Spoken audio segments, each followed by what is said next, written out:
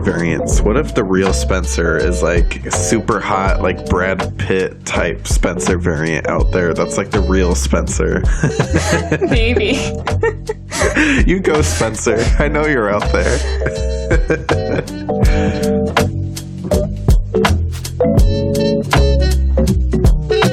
Hello and welcome to the Art of Costume Blogcast. I'm Elizabeth Joy Glass. And I'm Spencer Williams. I love your arm gestures that nobody can see. Enthusiasm. I was trying to practice enthusiasm, so I sound more alive. Did it work? Sure. We'll go with that. How are you, Elizabeth? Oh, I'm still chugging along. Oh, that's good. Crazy work week, so.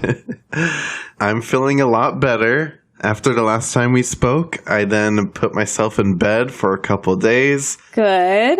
I watched hours and hours of Naked and Afraid XL, so I learned a lot of survival, practices, techniques while I was in my bed, resting up, getting over my sickness. So we're prepared for the end of the world? Yeah, or if, we end up, maybe our plane crashes in the middle of the Louisiana swamps, I should be able to get us through at least 60 days alone. Okay. I'll be counting on you for that. Yes. I've developed a new want for gator meat, because that's what they eat a lot in Naked and Afraid. It sounds like we have to go back to Louisiana then. Yeah. Our New Orleans trip was my favorite trip we've ever been on. That was so much fun. That was our best trip ever. We will have to go back. We have a lot of stories. We could do our own podcast about that trip and the time you and I held each other in a haunted New Orleans graveyard. Trying not to get into any open portal. Yeah. And what was it, 10 p.m. or something? It was dark and scary out, and we were just alone. Yeah, it was dark and scary out. But so fun. Anyways, Elizabeth, what are we watching this week? Spencer, we are watching one of Disney Plus's latest hits, Loki. Ooh, Loki. My favorite of the anti-heroes. Oh, we know. We know. I loved watching this again. It was so fun. I love this show. I'm not sure which one I like more, WandaVision, Loki, or Falcon and Winter Soldier. I still feel like it's WandaVision, but Loki was so close for me. It's so good. I know. WandaVision really because they just they get you in the heart with WandaVision, but Loki's such a it's so close. It's different. It's like a crime thriller, It's more about Loki's a detective all of a sudden, which is kind of cool. Detective Loki. Detective Loki figuring things out. Let's get into it, Spencer. Give us your summary. Okay. After stealing the Tesseract during the events of Avengers Endgame, an alternate version of Loki is brought to the mysterious Time Variance Authority, also known as the TVA, a bureaucratic organization that exists outside of time and space and monitors the timeline. They give Loki a choice: face being erased from existence due to being a time variant, or help fix the timeline to stop a greater threat. Loki ends up on a path that could change the very fate of time, shaping the future of the entire Marvel Cinematic Universe. Boom. I could not have summarized it better myself, Spencer. Everyone who has not watched Loki, that is your spoiler warning from here on out. We're going to spoil everything. There will be nowhere to hide. I'm actually going to try to spoil everything this week. That's how big the spoiler warning is. Yeah, so go watch it. You've been warned. Oh my gosh, what if we didn't spoil it and a TVA showed up and actually pruned us? Oh my gosh. And then alternate universe selves actually did the spoilers. Yeah, something like that. Something like that. I'll be honest, that's a finer point of the show that I did not understand. How it was one timeline, but when they pruned somebody, I don't understand how all those different Lokis came into being with there being a singular timeline. But I do know I loved it. That's all I know. Yeah. That meme with the character who has the cork board and the red lines all over the board? That was me this entire film, trying to figure out what the hell's going on. I still loved it. Yeah, you have it, because at the end, even I feel like them not explaining it lets you enjoy it, which I very much appreciated. Yes, totally, 100%. So let's go behind the wardrobe. The series creator was Michael Waldron. Costume designer was Christine Wada. And yeah, she's been in costume for a long time, but her role as a costume designer has been like kind of all over the place. This was really her first like sci-fi film. Her notable work is Bridesmaids, Pixels, which is a fun movie if you've never not seen it. I was like actually surprised how much I liked that. Anyway, I digress. And Zombieland Double Tap. So yeah, I'm sold. It also looks like she has like a little bit of horror work in her past, all of which I didn't really recognize. Like I saw it, but I didn't really recognize it. Like The Unborn, which I remember seeing trailers for that when it came out and being just absolutely horrified. But that is our costume designer, Christine Wada.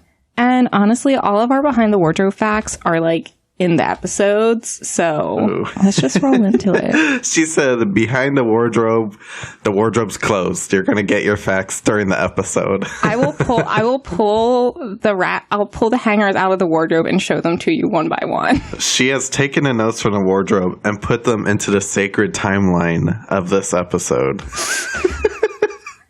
Yes, that's exactly what I've done. With that, I think we should take a little break, and when we come back, we're going to dive into this crazy, confusing, what's going on world of Loki, the TV series on Disney+. Yes!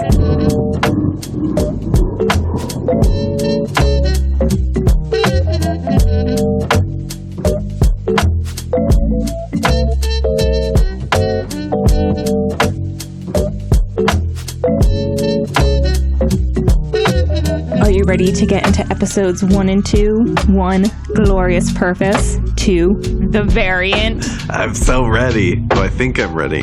You are ready. No matter what, I think I'm on a sacred timeline, so whether I'm ready or not, it's not up to me. It's up to the sacred timeline. We are on the most sacred timeline, Spencer. Ours is... That's what we think until we mess something up, and then the TVA shows up in my bedroom and kidnaps me and prunes me. So, Loki, our beautiful Loki, has escaped from the Avengers and landed in Mongolia in his classic green, gold, black Loki armor. He's doing his whole shtick where he wants to be leader of the world. But then these really super weird random people come in and are like, you're in violation of the timeline. And he's like, I have no idea what you're talking about. And they take him to the TVA. And he's like, I'm a god. What's going on? They're like, sign this. We're going to just vaporize your clothes. Are you a robot? Is this everything you've ever said? Is this everything you've ever said? To your knowledge, are you a robot? Yes or no? That might have been my favorite line, because he was like, what if I am and I don't know? And they're like, oh, you're just going to be vaporized to death and that'll be that. It was so funny. It was such a fun intro. It was nice seeing like the Avengers too, and old Loki, and like that cool armor that I've loved forever. Loki's always had like the coolest armor, debatably. No, not debatably. He has the coolest armor.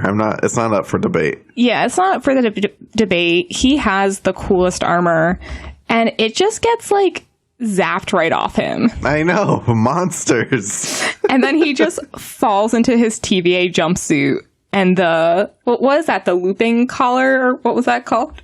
I don't know. I just thought it was the mean TVA collar. I didn't know it had a name. It has a name. I don't remember what it is. But I love how it's like, yes, it's our Loki. And then it's just like, why is Loki in a jumpsuit? It's a nice jumpsuit, though. I mean, like, the lettering on it looks new, freshly printed, some clean little jumpsuit. I'm into it. I know. Like, he pulls the jumpsuit off. I like, because clearly, like, orange is the TVA's color. So there's just, like, TVA on the front. And it's, like, it's just so, like... It's so basic and mundane, though. So, like, on him, you're just like, what is happening? Yeah. It's so frustrating, though, these first scenes, because you're like, all of a sudden you're rooting for Loki. You're like, he doesn't know what's going on, and I don't know what's going on. Like, please don't prune him. Please don't prune him. We're all very confused. I like his little blue collar, but the people at the TVA just don't care. They just don't care about Loki. They don't care. You're in violation of the sacred timeline. He's like, I don't know what that is. I must say, the TVA, they're assholes because they really do not explain anything to anybody, and they're really upset at all the variants. And the variants are like, what the f*** did I do? Which, this is a part that confuses me, okay? I'm just gonna bring us out of this a little bit, because we've all seen Avengers Endgame. So, and they did explain this, though, but it still bothers me, because the Avengers were time traveling to get, the Infinity Stones in Endgame, and that's how we see Loki again. And Loki even says, like, the Avengers are the criminals. They were time traveling to stop me from becoming, to stop me from me eventually winning over, my battle for Earth.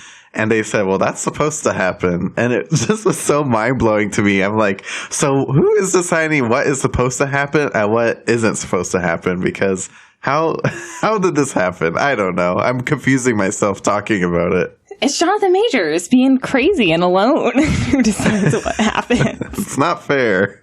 But I guess we're jumping ahead. We are jumping way ahead. We got to talk about the TVA. Because although they are strange, they are kind of snappy dressers. They are. And it's like, you got the hunters, which are the ones that, like, go out and, like, get the variants. And then it's just, like, super corporate. We have Agent Mobius. And then Ramona Renslayer. She's a judge. She's kind of in charge. It's just, like, the most mid-century corporate you could get. It's so funny. It almost feels like, to me, it has like a little bit of a 70s influence to it also. Yeah. Well, in an interview with Collider, Christine said the influence was Mad Men, kind of like taking it from that place and just kind of like twisting it around a little bit. She said they also went to, like, thinking about police stations and the DMV as inspiration for, like, how the TVA works structurally. And she's like, from there, like, I took kind of like those stereotypes and what you would typically think of for, like, a 1960s, 1970s DMV, and just, like, twisted it a little bit to, like, make it feel real, but also, like, that little sci-fi, like, things aren't quite right. So, especially with Renslayer, they talked about her costume a lot, because she's definitely the one in charge. She's always in charge. And her and the actress had a lot of, like, back and forth about, like, well, what does it mean for her to be wearing, like, a skirt or dress versus wearing the pants? And they kind of, like, came to this conclusion that, like, they wanted her to be powerful with a flair of femininity. They were like, we don't have to put her in a pantsuit for her to project the kind of power that she holds at this place, which is why she has the pant and the collar top, but she has this really sick, long, like, overcoat that goes down and almost looks like a little dress. Yeah, I love that costume. It's really cool. And I love when she has the sash over it, too, with that gold and orange on it. Just all the colors work so beautifully on her. Yeah, the colors are great. And it, like, one of the things with, like, the colors, she was like, brown and, like, yellow, like, they're not really, like, sci-fi colors. She was like, it usually doesn't look like that, but she's like, it also, like, lends to the mystery of the TVA, because this is a super, like, sci-fi situation. It's Marvel. Of course it's, like, sci-fi fantasy superheroes. But she's like, but with this, like, very drab color palette, that brings in the mystery of it all, because it's like no one knows what's going on. Yeah, that's also something that is weird, too, because it's like the TVA stands outside of time, outside of this timeline looking in. So they've seen the entire length of existence. So why are they choosing to dress like a 60s, 70s DMV corporate office? Like you mentioned, it's so mysterious and odd. Yeah. You could do anything. They literally could do anything. They've been to Asgard. They've been to Earth. It's so strange. They've been to all these weird realms and planets, but they choose this look. It's very interesting, very mysterious. It is very mysterious. Even more mysterious is what the hunters do. They're just around here, like, pulling people out of their lives and charging them with crimes they don't understand. So, particularly, we have Sasha Lane as Hunter C20. That's another thing I didn't realize till I was, like, searching everything. I was like, oh, the hunters don't have names. And then Wumi Musaku as Hunter B15. They both just look so badass in these costumes. Oh, right. I love it. See, it's weird, like we were just talking about Mobius and the judge having that, like, very drab kind of 70s DMV looks, but then the hunters have, like, really, like, cool, almost kind of very futuristic armor, which looks really badass. It's like futuristic SWAT team. Yeah. Because they come in, they, like, fix the situation, and they, like, get right out of there. Ooh, I love the Lovecraft Country reunion we see in this show, by the way, with Wunmi Masaku, who we just talked about, Ruby from Lovecraft Country. I know. We get Jonathan Majors a little later on. I bet you the casting director was watching Lovecraft Country and was like, this is it. I want these people. Him and her. We're taking them. But these costumes are actually super interesting. In an interview with Insider, she said, I'm not sure that anybody picked up on the Escher Op art sort of Harley Quinn pattern that I did on the Minutemen. So I was not sure what she was talking about. So their costumes look entirely black, but they're actually like a combination of black and brown. And they use the Harley Quinn diamond pattern on the costumes to kind of, like, interchange those. So, because she wanted it to have this kind of, like, them to have this kind of, like, not quite there, kind of fading in and out look. So she took the Harley Quinn pattern, and I had forgotten about MC Escher and, like, his optical illusion art, and it really reflects that.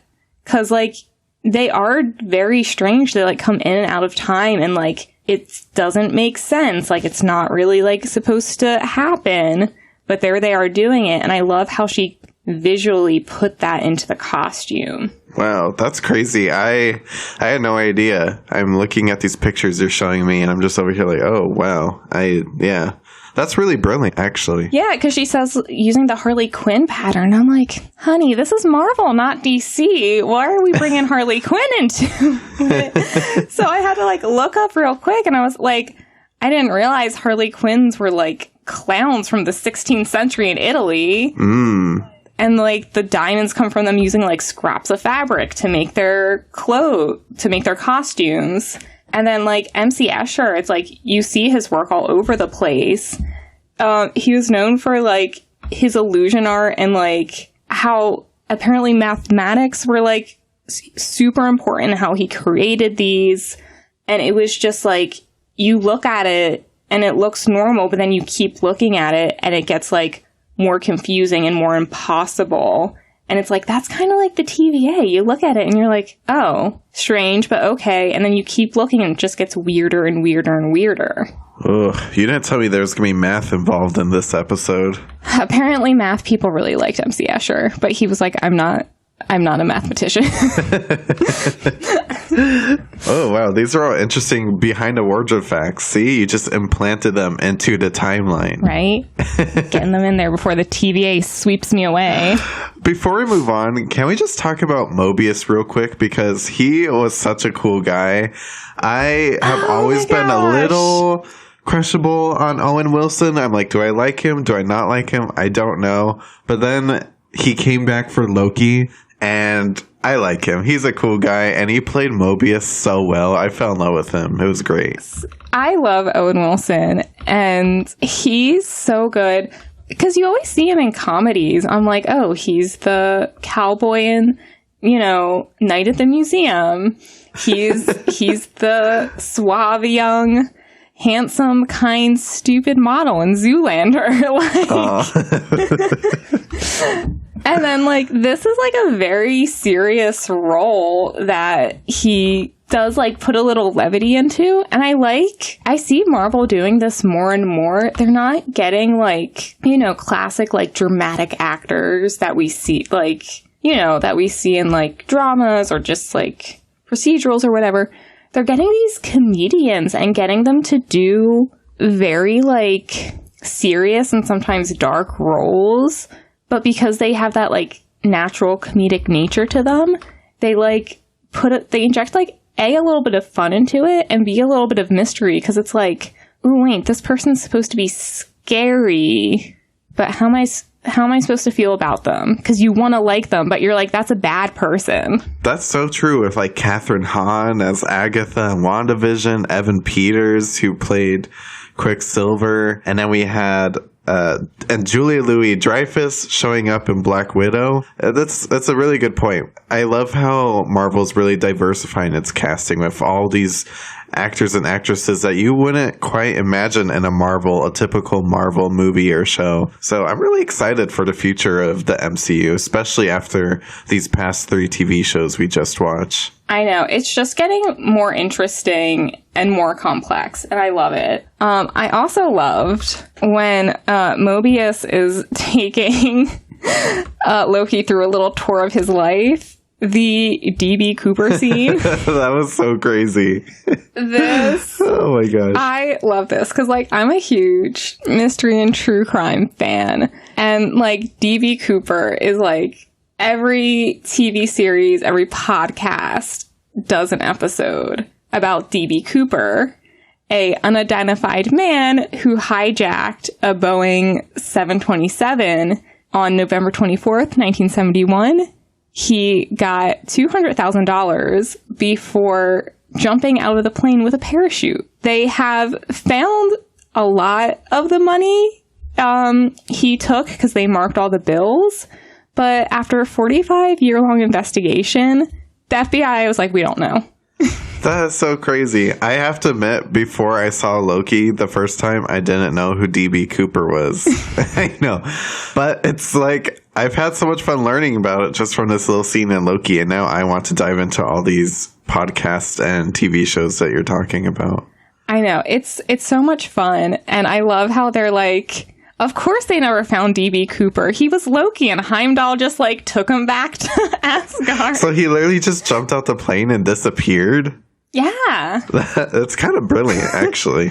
He didn't hurt anyone or anything? He just, No, he just freaked out some airline hostesses. Oh, God. But apparently he was, very nice to them. He was just hey, I have a bomb, and you're going to give me money and parachutes. Oh, wow.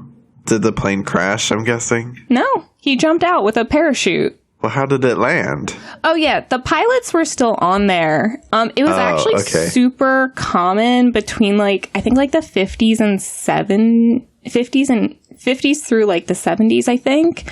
Planes got hijacked all the time. Oh, God. By, people wanting money or, wanting to go somewhere specific, and it was just easier for the airlines to pay them all. It's terrible. Mm-hmm. 200,000 isn't that much, though, nowadays. Yeah.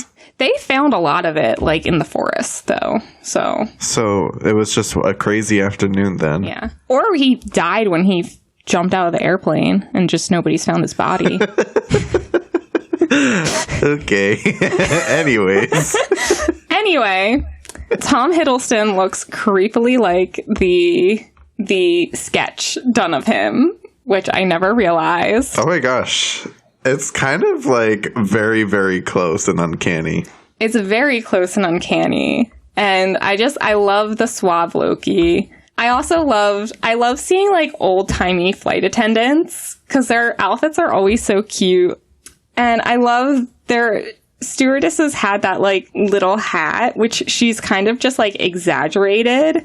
And then kind of red was a big color of theirs. Most of their hostesses wore red. And then just she kind of melded Like, just kind of like what you would think of as like a classic, like, airline hostess at the time with like their actual uniforms. So I thought that was really cool. That's so fun. I do also love like vintage airline hostess costumes, uniforms. So this was a lot of fun. A little bit of period in this sci-fi fantasy with no timeline, no sense of time TV show we're watching. Definitely. And we got to talk about the Ren Fair for a second, because I loved this. That was so fun. I have never been to a Ren Fair, and it kills me. Okay. You just have to come visit me, because there's, like, a Ren Fair, like, really close to where I live. It looks so fun. I mean, I so badly want to live in one of these time periods. I just want to be, like, a medieval knight or a peasant who wears this type of clothes so badly. I know. I didn't see her talk about any of this, but I'm like, either A, they just had a lot of fun dressing background extras that day, or they put out a casting call, which they'll do this. They'll put out a casting call and be like, hey, do you own medieval costumes? Can you take a picture and send it as part of your application? And then they'll be like, okay, cool, come to set in that. Yeah, that's so fun. It's also funny that you see all the characters walking around with like red Solo cups too. Like, I know. Because at first when we got here, I was like, oh my gosh, what time period did they jump to? And I saw the red Solo cups and I was like, oh my gosh, this is a Ren Fair. And then it's like Wisconsin in the 1980s or something. Yeah, it's so fun. And I loved the barmaid, and she was like, oh, you guys aren't in costume. They just ignore her. Some of us need this. And I'm like, that is me whenever I've been at like cosplay convention with like the protesters outside. I'm like, some of us need this. Just go home. Oh my gosh, that's so funny. You're gonna have to post some of your cosplay on the Art of Costume Pod Instagram at some point. I probably should, yeah. if it ever relates to a movie we do, I will definitely do that. Yeah, that'd be cool. Oh, but yeah, imagine. I wonder if these are extras or if she had to do the costuming. Either way, it came out brilliantly. It came out brilliantly. Or even, like, I'm sure if they contacted, like, a Renaissance fair, they probably could have just got, like, because all the employees of those Renaissance fairs, like, have costumes that they have to wear to work. So it could just be all employees of a Renaissance fair. So let's talk about Tva Loki, because episode 2 is where he gets pretty much his costume for the entire rest of the series. Pretty much. Yeah, with just like a couple exceptions. And I think he just looked so dapper. I love this shirt. They weren't sure they were going to go with this shirt at first because both Tom Hiddleston and Christine, they were afraid it was going to be too corny. But as soon as he put it on, they were like, oh, no, this is what we're going with. And she took inspiration from Japanese pattern makers and the way they do kind of like origami construction with their clothing with like, you know, that fold she has on the top that's basically just like a big collar. She took inspiration from that as just one of those ways to just kind of like twist something that should look very normal and just twist it just to make it a little like cooler, a little more sci-fi, but also a little more like, oh, wait, what was that? What's going on? So obviously he also does a lot of stunts in this. He had 14 shirts and 15 pairs of pants. And both of those pieces were made of sharkskin fabric, which is just like a no-stretch suiting fabric. So she's actually, like, she was surprised they didn't have to make more of them, that they got through, which I'm like, that's actually a lot of clothes, but apparently he was, like, ripping them all the time. Yeah, that's quite the achievement, actually. Yeah, I'm surprised they didn't use more, but she wanted to use the sharkskin because it reflects two tones. So the tones in his, for the pants, were green and brown. So it's like the green of Loki and then that brown of the TVA. The brown, like, pulls through the most, but it does have, like, in some scenes, you can see that glimmer of the green depending on, like, the lighting and stuff. So she really put a lot of thought into what ended up being like a very simple looking outfit. There's like a lot of thought there. And also people were like, oh, like, why doesn't he put the armor back on? Like, especially once he's out of the TVA, he could be wearing whatever he wants. And she says they wanted to strip him of the armor because this was about, like, an emotional journey for him. And, like, you wanted to see his internal journey. So they just were like, we just stripped the armor, like, off right away to better see that journey reflected in a more simple costume. I love that choice. I think that's really interesting. And, you know, like we mentioned earlier, Loki's kind of like a detective in this show. He's not like Loki the warrior with his armor. And he didn't really need armor so much because, I mean, it's not like he was fighting armies. It's more just like this journey that he's on. So I think the detective outfit was actually a really great choice. And I'm looking at that shirt that Loki wore. I didn't realize that, like, the collar is a part of the shirt. Yeah. Isn't that cool? And I'm, like, blown away. That is so cool. I don't know how I miss this every time. I knew I liked the shirt. I was like, ooh, I love that, like, raglan seam, you know, across his chest. I thought that was so cool. But I didn't realize, like, the collar is a part of that seam. That is such a cool shirt. I'm in love with it. It's so cool. Right? I would, like, if someone made that, I would buy it for myself. I don't think it's corny at all. I think that seam feels very futuristic to me. So to me, that reads sci-fi. Same. I'm like, it's a very DMV sci-fi future, but sci-fi nonetheless. And in an interview with Collider, she was asked, like, you know, Mobius and Loki, they look very similar throughout the whole thing. She said the whole look in itself is kind of like film noir. So, yeah, the men are going to look kind of similar. But she said, I think it speaks more to the whole TVA and trying to strip people away from their origins. It's trying to take the personality of it. So it's very much like, yeah, they all look the same because the TVA has taken away who they are. That's a great point. Because as we learn, they are all variants. Literally, you're a variant, we're all variants. We're all variants, and we all just have to deal with it. What if we're variants? What if the real Spencer is, like, actually out there with, like, I don't know, maybe he's a film star or a TV star, and I'm, like, the podcast variant. Maybe. I would be very disappointed if there are better variants of us out there. Or maybe I'm like the weird nerdy variant, and then maybe there's like a super hot like Brad Pitt type Spencer variant out there that's like the real Spencer. Oh, Spencer, you're the real Spencer. You know, that's actually kind of a good feeling. Maybe there is like a good Spencer out there just like killing it day to day. You go, Spencer. I know you're out there. You know who else is on the go? Sylvie. One of the Lokis. One of the Lokis. In episode 3, we finally figure out what this whole mess is about. I love this episode. They're after the female Loki variant, and she's a badass. Ooh, yeah. I love this episode. Oh, I love her. Sylvie, I'm so glad that she's going to be a part of the MCU now, because she's a badass, like you said. I loved her. She's a badass. In an interview with Looper, Wada said, because the whole time was just trying to give her a history of feeling that she was this Mad Max. Basically a warrior out there just with the battle scars and wounds of jumping through time and fighting this fight. And I'm like, yes, because she was asked, like, why is the one horn broken off? And she's like, she's a warrior. She's been fighting. She doesn't have time to, like, go fix her little crown. Yeah, she's been fighting for a long time. It's really sad, and she can't stay in one place for too long. But I loved her. Her costume was badass, and the actress, Sophia Di Martino, love her.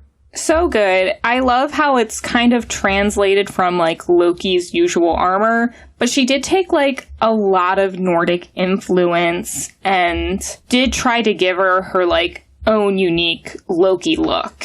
Also, a lot of people have speculated that she might be the character Enchantress. And when she was speaking to Insider, she didn't confirm it, but she's like, there's a nod there. And you can kind of see in, like, how her horn crown, like, frames her face. You can kind of see it reflected in the Enchantress character. Ooh, I kind of see it. Yeah. Yeah, I wouldn't be surprised. I mean, she has been confirmed as Enchantress, but also they haven't say he who remains is king to conqueror just yet. I mean, it's like we know where it's going, but they haven't said it yet. So I wouldn't be surprised. I would not be surprised either. Well, the Marvel nerd just really jumped out of us just now.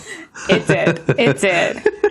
The sewing nerd's about to jump out of me because I had no idea about how awesome the construction of her costume actually is, because at the time of filming Loki, Sophia was a new mother. She was pumping and breastfeeding, and Christine, as soon as she had the first fitting, she was like, oh, the costume's gotta accommodate this. She was like, she can't feel uncomfortable and feel like she can't do what she needs to do for her child in this costume. So she actually has 2 zippers in the base of it to, like, unzip so she can feed, pump, do whatever she needed to do, and then get back on set. And I was like, that's so important, like, to, you know, just allow women to do what they need to do and recognize that, like, they can still work and do everything they need to if they have a kid. It's just, like, give them just a little bit of time and space, and you'll have an amazing kick-ass actress. Yeah, it's brilliant. I remember when all these news articles were coming out, and I just loved it so much. I think it's really important that as costume designers, you know, we're doing what we can to take care of the actors and actresses, especially like working mothers, and make sure that they're comfortable on set, because if they're comfortable, they're going to do their best work as well for the show or the film or the music video or whatever. And I just, you know, I don't think it should have to be this crazy thing where, you know, in all of our different creative fields, we're doing the best we can to, like, take care of one another as human beings. So I thought that this was really awesome that the costume designer and Sophia got together and were like, how can we make this work for each other? You know, how can I give you a kick-ass costume while making sure that you're comfortable and doing what you can to take care of your child, because that's what's most important to you. So I love that. It's brilliant. Yeah, I love it. It's a nice turnaround. Especially because, like, it's not that long ago where, like, being an actress and, like, having a child, it was, like, you either had to, like, stop working or just, like, hide that pretty much. Like, oh, gosh. But yeah, Sylvie's costume was just badass. I love it. The, like, leather work on it. I do see the Nordic influence, like you mentioned. Her crown's cool because it's like a smaller, more minimalist version of Loki's big, like, super dramatic theatrical crown he used to wear. I love her hood with, like, the subtle green colors to it. I think it's probably my favorite costume of the entire show for sure. But that's before we talk about Gator Loki, because he actually wears my favorite costume, but we'll get there. You should just be Gator Loki for Halloween. You know, I've considered it. Anyway, let's get into Lamantis a little bit more. I loved these guards. They're so cool. These guards looked so cool. And I was like, I love that they're all wearing just, like, these, like, sweater vest uniforms. I know. It's so, like, they're supposed to look badass and scary, but also, like, kind of posh, a little fashionable, too. And they look, you know, they're a little warm and probably cozy. I'm into this. Maybe we should start making things out of sweaters so, you know, we're still scary, but also cozy. I'm into this, too. And it's like, they're these, like, sweaters in, like, this, like, bright blue color, but then, like, the way the mask just, like, completely blocks out their face and comes to, like, the tip and it's, like, pointy. It's like, oh, that is scary. It's like you put the helmet up and it's like, oh, it's a person in, like, a sweater. You put it down, it's a scary guard. It reminded me a little bit of the Hunger Games, like, guard costumes from a few of the Hunger Game movies. But also, like, this has a little bit of, like, a retro sci-fi feel to it at the same time. With, like, when the helmet lifts up, like you said, like, it's almost like when a helmet's down, they're scary with the point. But they lift up the helmet, and it's like, oh, it's like a bike helmet. You know? It looks kind of silly.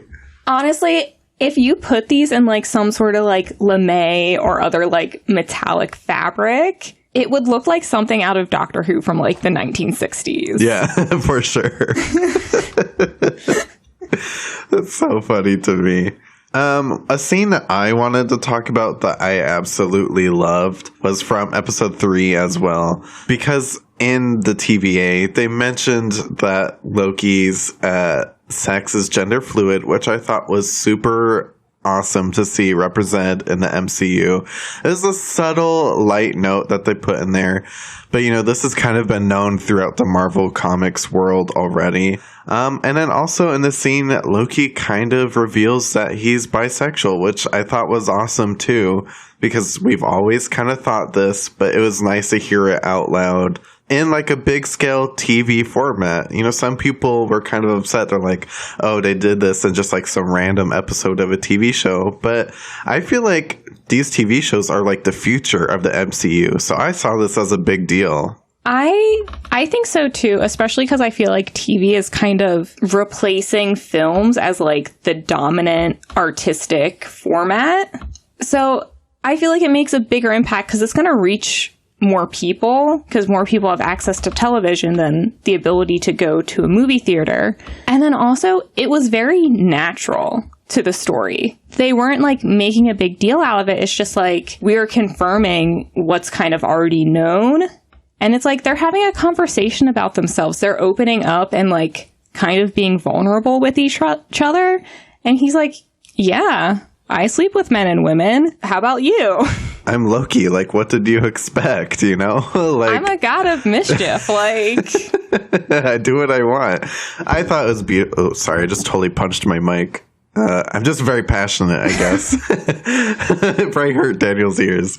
I just thought it was awesome because everyone loves Loki, like no matter who you talk to. So it was just really awesome for Loki to come out in this way, in a subtle, beautiful way. And just like this entire episode too, just like I'm so in love with the colors too and the music, and it just felt like such a dream episode. Even though like literally the world's crumbling around them, it still was so beautiful.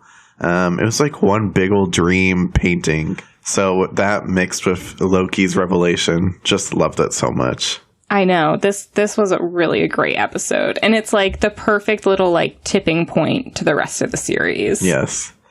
I loved though this action sequence at the end of episode 3 when the world really literally quite falls apart, and suddenly it's like this is where he ripped all those pants. Yeah, totally. Suddenly it's like, oh, we got to get out of here. Things are blowing up. We get like this awesome fighting sequence where Loki and Sylvie get to like do their thing, which I love the like Loki fighting style with like these daggers that just appear that they're able to pull out with magic, and it was just so much fun. Also, this is when I really saw Loki's shirt for the first time, when he was walking through these streets and it glowed upon like that raglan seam, and I was like, ooh, that's a nice shirt. I love that shirt. This is a beautiful visuals, beautiful story. It's a horrible scene of a planet being broken apart, but it really gets you in the heart. It was so heartwarming watching this planet get absolutely obliterated. But the personal developments between Loki and Sylvie were really beautiful. Yeah. I feel like I need a little break. I feel like I need to get my emotions in check before the rest of this. Yeah, not because of the world falling apart, but because of Loki's personal development. Let's take a little break.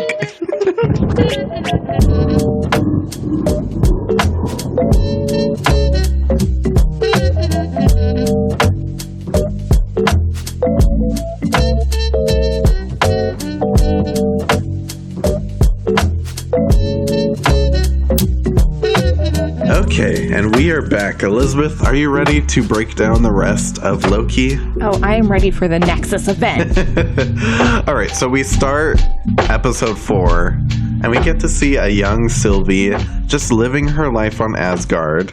And I love this scene mostly because the actress who plays young Sylvie is Kaylee Fleming, which we all know. I am a huge fan of The Walking Dead. Yes. I might be one of the last remaining fans of The Walking Dead. just because it's been on for so long. Is that over yet? Not yet. We're moving into the last season. It's really good. And anyone who will listen to me, I will tell you why you need to keep watching Walking Dead, because it gets better.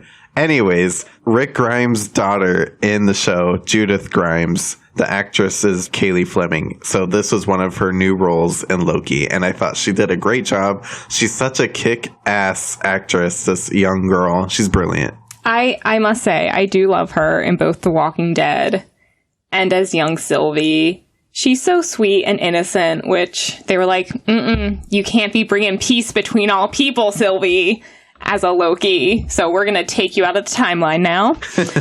She was so cute. And Insider points out that, like, one of the cute little details that, like, you don't notice at all is that the writing on her costume when she's younger is the same that's on her sword later on.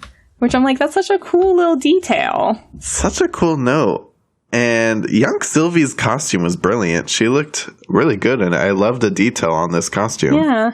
I was like, oh, that is just like a little girl Loki. Aw. Oh, so cute.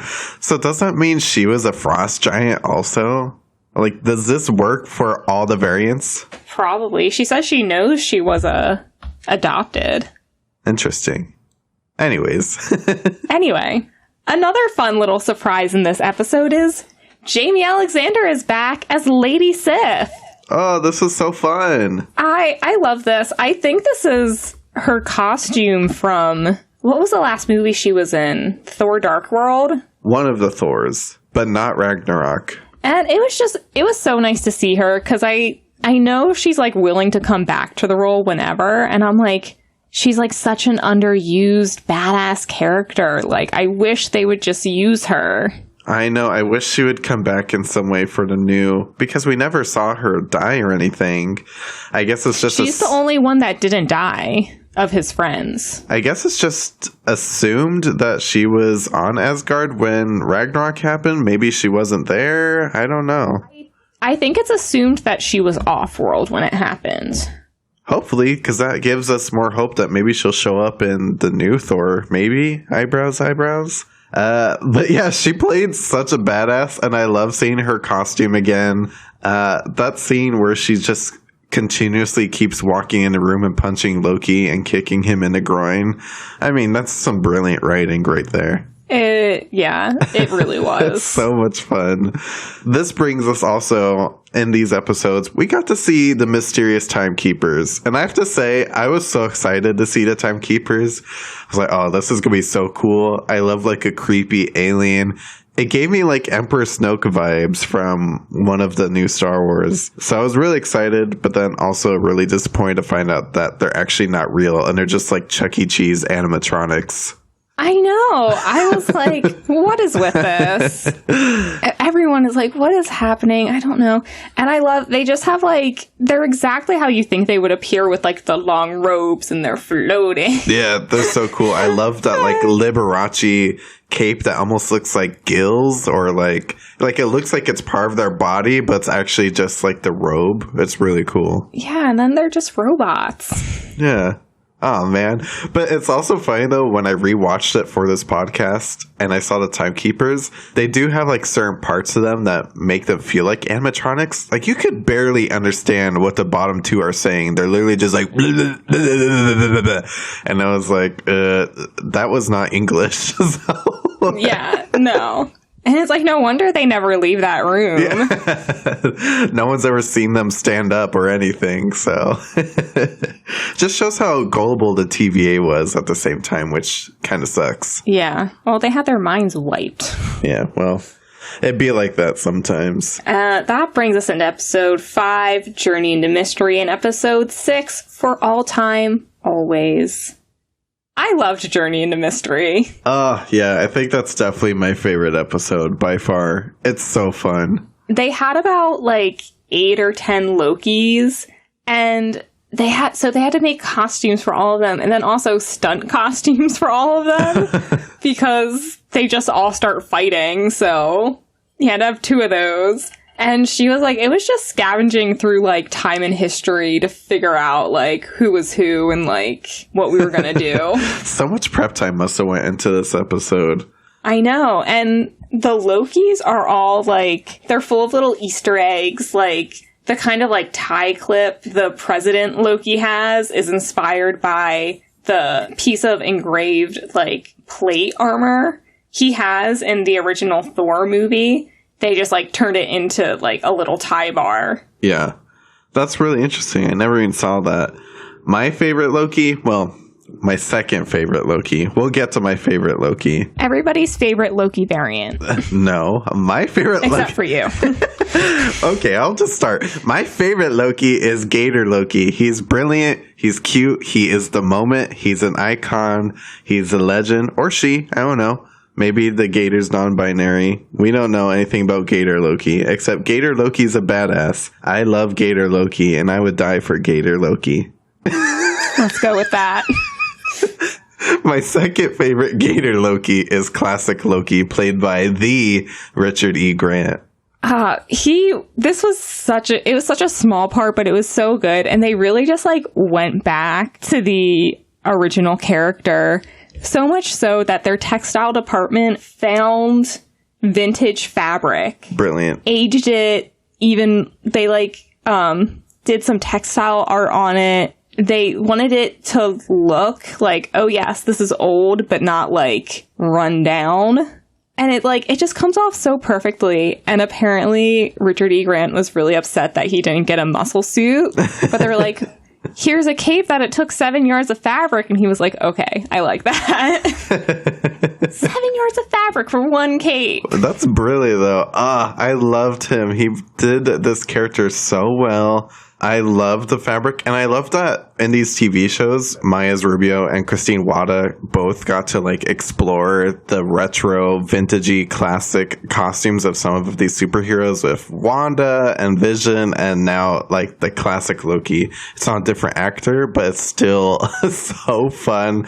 His crown is cool. I love, like, the pointed shape on his collar, and then, like you said, that cape was awesome. It really was. I also loved, like, young, like, teen Loki, who was just hanging out like, yeah, I'm in charge. And the, like, super Nordic Loki. Yeah, that was awesome. It felt very, like, Vikings type Loki. Yeah. How he had a hammer, too. Yeah, that was so cool. So fun. I loved how they were just imagining all the different ways you could do a Loki, which the limit does not exist, as we saw with Gator Loki sitting in his kiddie pool, which that was a great note. I just love gators. I'll try not to bring up Naked and Afraid again, because, you know, we talked about that already. Didn't you guys go hold baby gators in Louisiana? Yeah, I got to hold a little baby gator. He looked just like that. It was so fun, and I want a pet gator really bad. I will never come to your home again if you get a pet gator. What? Like, even if he's just sitting in, like, a baby pool, just, like, growling? Yeah, that's not something you mess with, Spencer. You know who else you don't mess with? Miss Minutes! Miss Minutes scared the absolute out of me in the last episode when they're walking through the Citadel. And Miss Minutes just appeared out of nowhere. I almost jumped all the way off my couch and into the ceiling. I was so scared. I was, like, so suspicious of Miss Minutes once you realized she wasn't just, like, an animated cartoon, that she was, like, a living entity. And I was like, she's the timekeeper. She's the timekeeper. She's the timekeeper. Oh, she's not the timekeeper. No. Okay. Miss Minutes is played by brilliant voice actress Tara Strong, and I loved looking into her history because she is one of the most accomplished voice actresses of all time. She's done all of our favorite shows. She played Timmy Turner in Fairly Odd Parents. She played Bubbles from Powerpuff Girls, Raven from Teen Titans. She played Harley Quinn in some instances of the Batman video games. She's done it all. I mean, you could go through her IMDb forever. She played characters in Rugrats. She's done it all. And now she's done Miss Minutes. She's a badass. I'm obsessed. She's just a total badass. And I loved Miss Minutes. Like, just that, like, vintage, like, it reminded me of the, like, let's go to the movies sort of animation. Yeah. That's so funny. Yes, I know exactly what you mean. But with, like, a very southern, like, sassy woman who's just trying to educate you. Yeah, it's so perfect.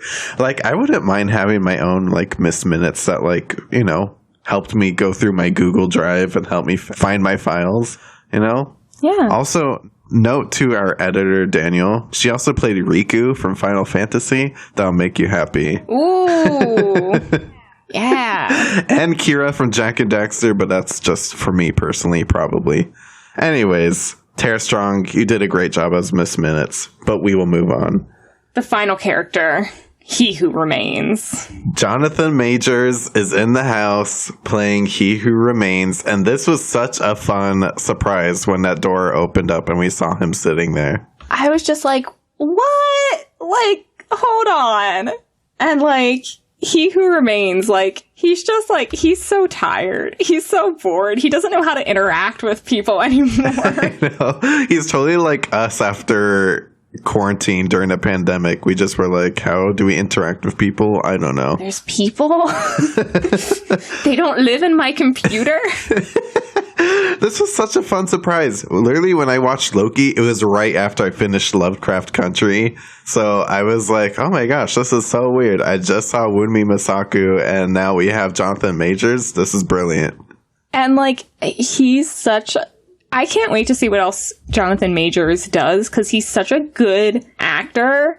Because, like, you don't think about Atticus when you're watching him play He Who Remains, and you're not thinking of He Who Remains while you're watching him play Atticus. Like, his range is so good. He knows what he's doing, and I love it. And he had such, like, an interesting character to play, because he's like, is he evil? Is he good? Is he just doing his job? I don't know. Now he's really angry. He's chaotic neutral. Yeah, he's like, has an anger tantrum, but then he's also like nice and polite. I don't know what's going on here. Yeah, it was just such a fun character, and his costume was super cool. I know. I love how it's like, he clearly found what he liked a long time ago and just keeps wearing the same thing. Right? I love that. And it's like, you, with the way his robe is, it's like you get like magician vibes, but then he's talking about how he's a scientist and that's how he figured out like everything out. And I'm just like, what is it? Because the stained glass window reminds me of Doctor Strange, and I don't know what's what.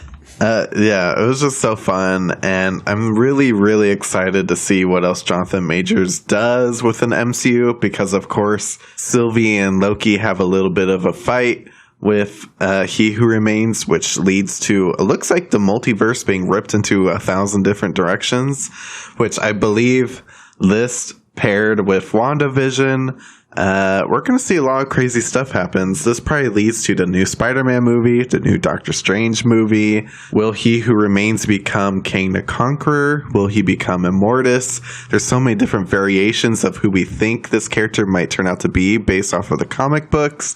It's going to be so fun. I know that he was casted for the new Ant-Man movie at some point, so I'm excited. We'll see. I'm so excited. This was such a good series, and I honestly thought it was going to be another one-off series. I'm so excited they're coming back for a season 2. Oh, I know, right? When the end credits came, I was like, please, please, please, please. And they did say that it will be coming back for season 2. That'll be fun. I'm just happy that Tom Hiddleston is not done yet. That was my biggest fear. I know. I was devastated when they killed off Loki in the movies. Oh, I was in the movie theaters with you. Was not okay with that. So I was really excited to find out this was happening. And I'm excited. I hope Christine Wada does the second season so we can see what else she has up her sleeve. Because this was brilliant. Yeah, she did such a great job. And I am, like you said, I'm excited to see, hopefully she comes back. And excited to see like where she goes with these characters, because they're going to be going into who knows where after this. Because the TVA is going to be all over the place now. See the different costume variations she does for all these characters as they start drifting through this crazy multiverse that has opened up. That'd be awesome. Christine Wada, you're a badass and we love you. You did a great job. We love you here. If you want to talk about it, please let us know. Yeah. We would love to have you on. Yes. I would actually love to have her on. That would be so cool. We'll hook it up. And with that brings us to the end of Loki. That was so fun. That was so fun. It's a series that makes me excited to see what else the MCU will come out with. Yes, and I just love that they were like, we're not done yet with Tom Hiddleston. He's such a great actor, and we should have him as long as he wants to do this. You know, if we have to keep pulling up different Loki variants, that's fine with me, because he's a great character, Loki is, and there's so many different layers to him. He's not a bad guy, but he's not a good guy. He's just Loki, and he's just so fun to watch. I love him. I watched like some interview with him once, and he was like, I sat in the theaters watching Iron Man and thinking like, oh wow, I'll never get a movie like that. And then a couple years later, he's like, I am playing Loki in an MCU movie, and like he's like, this is just the greatest thing ever. Like, he can't believe he has this opportunity, and I love it. He's so cute. We're having like a little fan moment. He's just so good in every movie he's in, especially the MCU. I love him in Thor Ragnarok. So funny.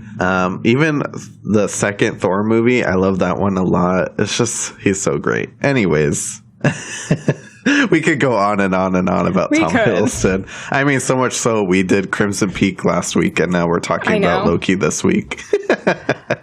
Yeah, but unfortunately, we have to get off the Tom Hiddleston train for a little bit because it's spooky season. Spencer, what's our spooky movie going to be? Ooh, I am so excited to share that next week we're going to be watching a Tim Burton classic, one of my favorites, Sweeney Todd with Johnny Depp and Helena Bonham Carter. It's so good. I am so excited. I've never seen this before. I'm ready for it. You're going to love it. The costumes are beautiful. We've never done a musical before, so this is our first time, going into some musical scenes. I know. It's just such a fun movie. It's very Tim Burton-esque, and of course, the costumes are by Colleen Atwood, so, it's going to be good. Love her. Oh, this is going to be great. Yeah, she's the legend, Colleen Atwood. Legend. Everybody, go watch Sweeney Todd. Research Colleen Atwood. Come back next week, and we'll talk about Sweeney Todd together. Have a good weekend.